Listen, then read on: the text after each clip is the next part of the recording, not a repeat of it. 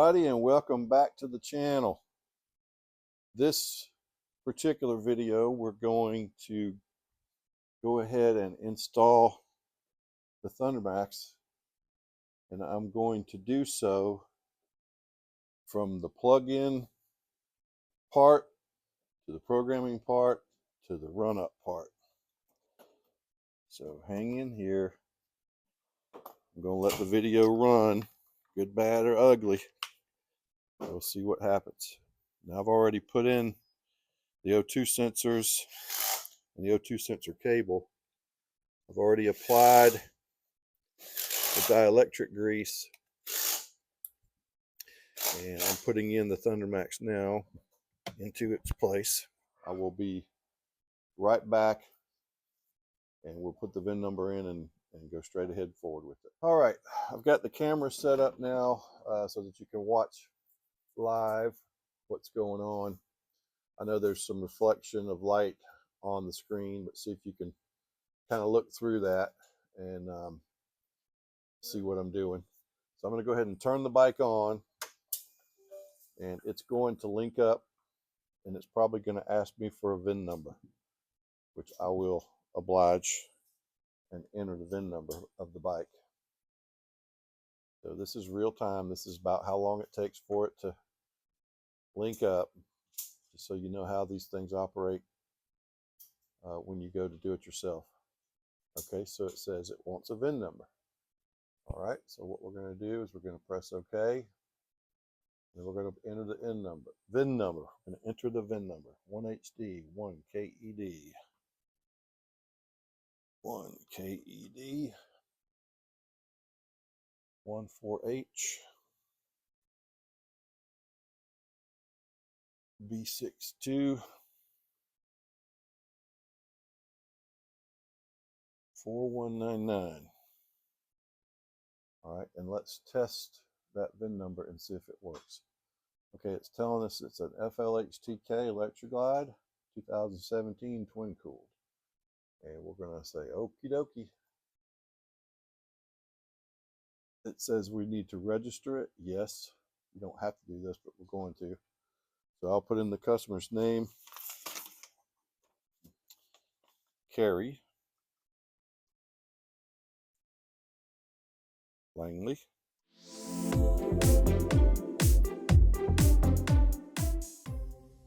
All right, so this registers the unit, and it will get, this information will get sent to Thundermax real time. All right, now next thing, it's probably going to ask us to pick a map. Okay, after the bike is registered, we're going to go in here and choose the closest map that we can find for this particular application. It's got the CR483 cam in it. I do have a CR483 map, but it's for a 114 engine. And I may just go ahead and put that in there. As a matter of fact, I am going to go ahead and do that. So if we go here, I'm going to go open, and right here, let's open that map. And let's go ahead and write that map in. Yes. Yes, it's a modified 480 map. And it works really well. We've used it on 114s, 117s.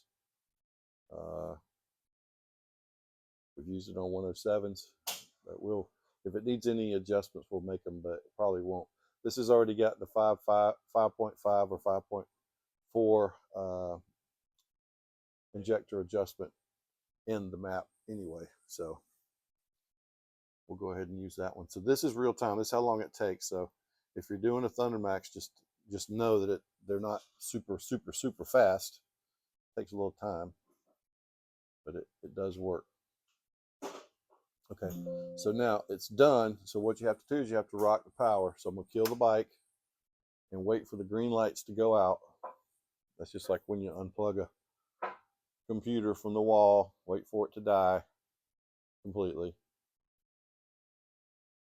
All right, there you go. Now what we can do is turn it back on,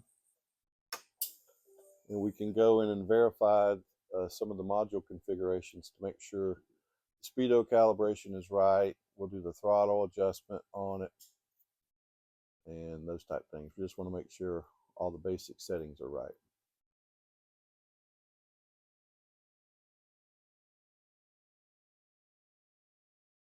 This is the way it boots up. So boom, there's your link light.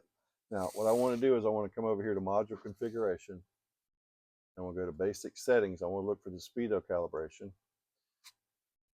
All right, this is a touring from 2010 to 23, so 44,750, and it is 44,750, so that's okay. The idle RPM's at 880. I'm gonna bump that up to about, for right now, 928. And throttle progressivity, it can go to 7. 7's a little too fast. I'm gonna leave it at 6. All right, and let's write those settings to the Thundermax. Okay, and so let's kill the power one more time.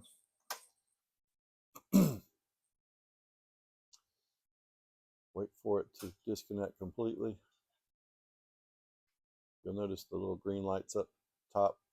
As soon as they go red, that's the bike just disconnected.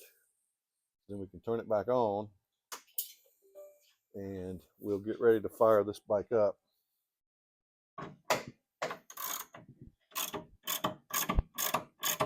Make sure it's in neutral.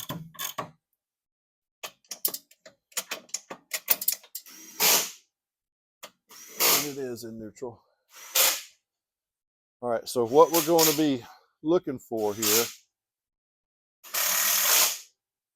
when we crank this up, we're going to be watching this target number right here, whatever it winds up being. That's the target number that the Thundermax has built into it. This is live action from the O2 sensors front and rear for your AFRs front and rear. We want to watch to make sure that they generally live in this green area right here. All right, so we're going to go ahead and hit the monitor button. All right, and we're going to go over here to air fuel ratio curves, AFR correction versus engine temperature. And we'll see what happens when we crank it up. All right, we're going to go ahead and try to start this up and see what happens.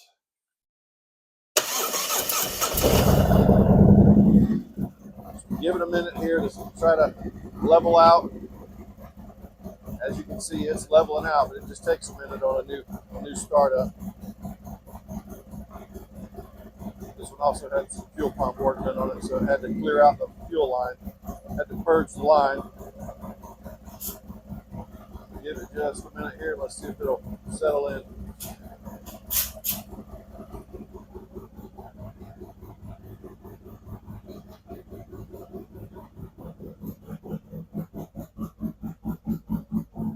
Remember, we're watching.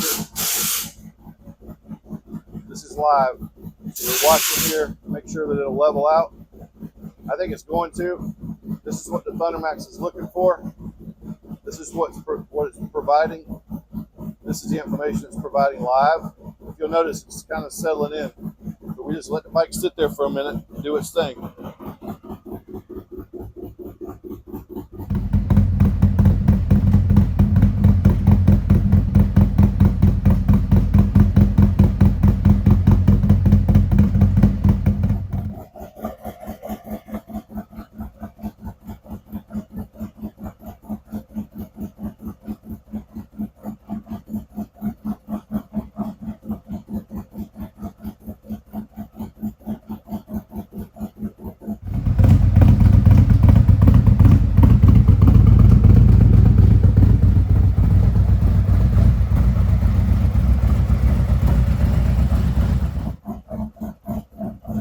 Front AFR is coming into play. Like I said, it just takes a minute on these new installs to get it settled in. It's not out of range, it's just settling in. So let's give it just a minute. You'll notice as the temperature goes up, it starts acting a little bit better. hear the tone of the engine changing as it warms up. It's just like having the choke pulled on a carburetor. It's just doing it electronically.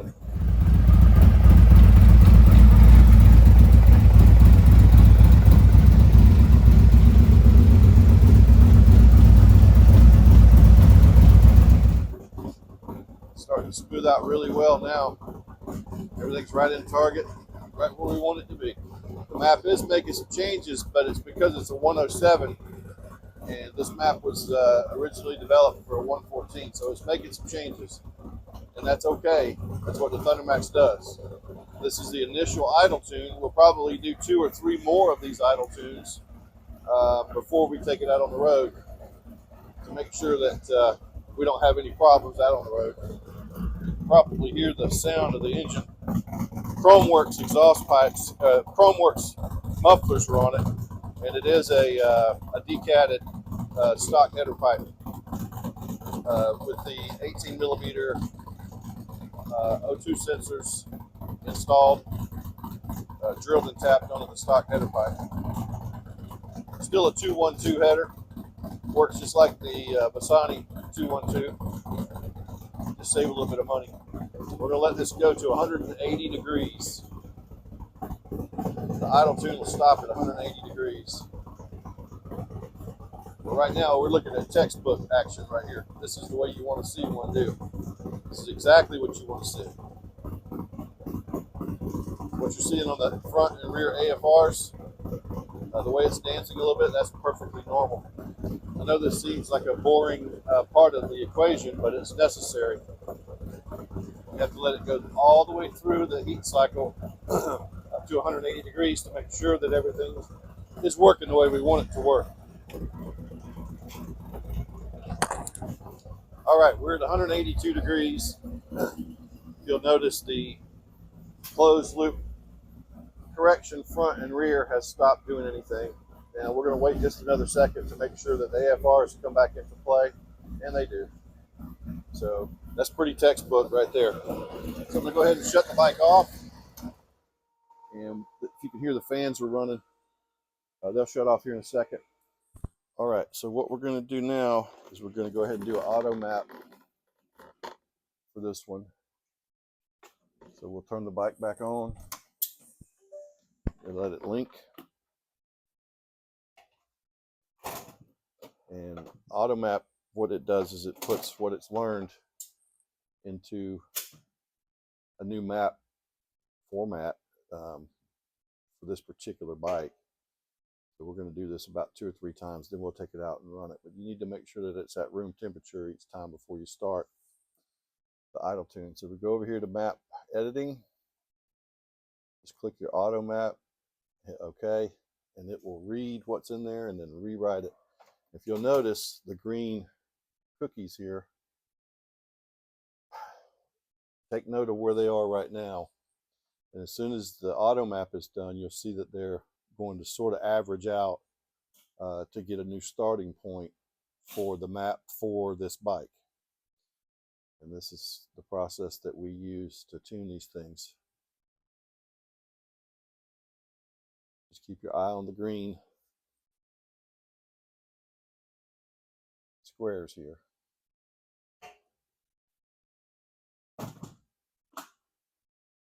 Right here, just keep your eye on it. They're going to move a little bit once it's done. It's creating another map. All right. Okay, so we're good there. Now, if you'll notice, anything that's red here is a current map for this bike. Anything that's yellow was the original. So it's moved quite a bit from the map that I loaded in here. So what we're going to do now is we're going to let the bike cool down to room temperature. It's currently at, let's monitor it here. It's currently at 164. So we got about 100 degrees or so for it to cool down, which it won't take long. We'll put the fan on it, let it cool down. But I'll be back in just a minute. We'll do the same thing over again and watch what it does. Hang tight.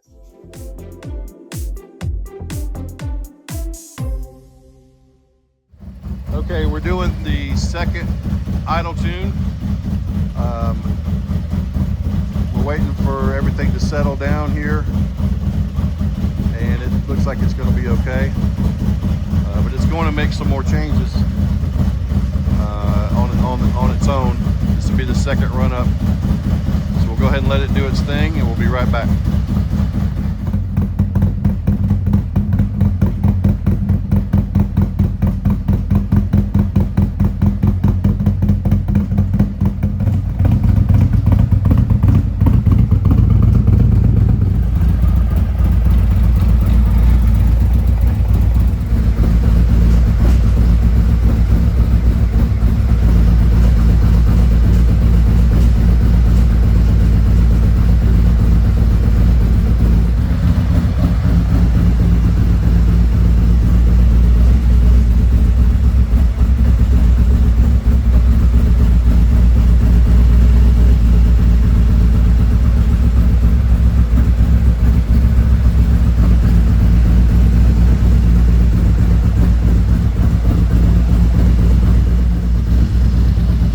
Okay, the bike has reached 180 degrees, so we're going to go ahead and shut it off, and we're going to do another auto map to smooth out what it's learned, and we'll probably do one more before the day's over, and then in the morning we'll take it out and test ride it. So far, very happy with the way that it's turning out.